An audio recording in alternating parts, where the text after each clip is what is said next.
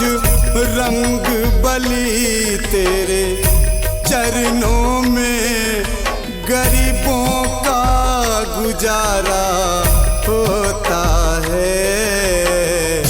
गाले हो जय जय सिया राम, गाले हो जय जय सिया राम।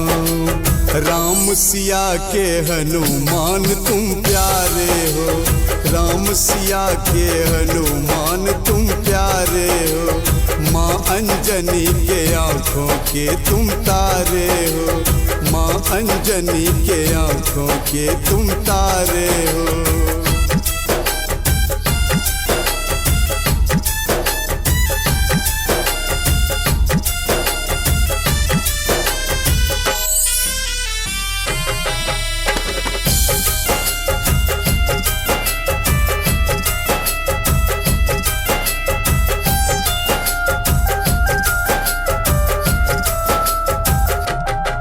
जब भीड़ पड़े भक्तों पे प्रभु, जब भीड़ पड़े भक्तों पे प्रभु, तब तुम ही देते सहारे हो। गाले हो जय जय सिया राम, गाले हो जय जय सिया राम।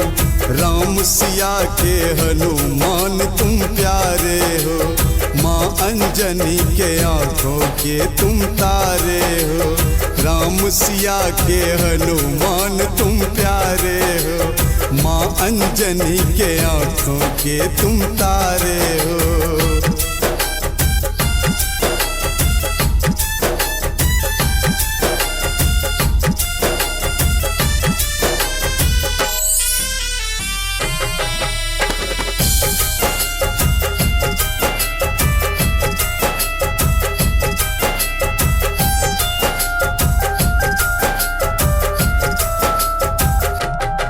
जब राम भजन होता है प्रभु, जब राम भजन होता है प्रभु, तब बिन बुलाए भी आते हो और गाते हो जय जय सिया राम।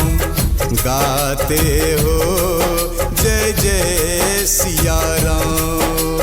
राम सिया के हनुमान तुम प्यारे हो, माँ अंजनी के आँखों के तुम तारे हो। राम सिया के हनुमान तुम प्यारे हो, माँ अंजनी के आँखों के तुम तारे हो।